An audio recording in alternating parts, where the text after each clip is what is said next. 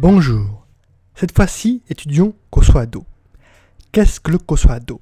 C'est un outil grammatical très utile pour placer un objet dans un espace. Regardons-le. Ko pour les objets proches de soi.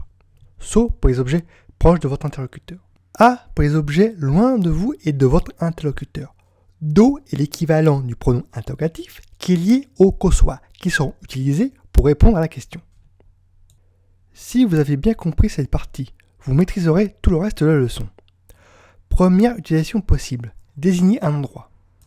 On ajoute ko à Kosoado, sauf que le a devient asoko. Deuxième utilisation possible, le démonstratif. Premier cas, il se construit ainsi, Kosoado plus no plus non. Exemple, cette pomme, konolingo.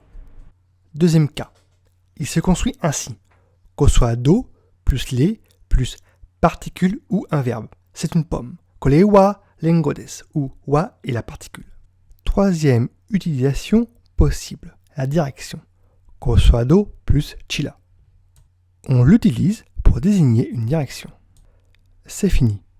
Vous demandez sûrement pourquoi il n'y a pas de traduction française.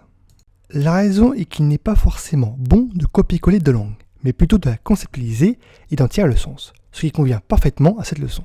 Si vous avez des questions, n'hésitez pas à les poser dans les commentaires de cette vidéo. Merci d'avoir regardé.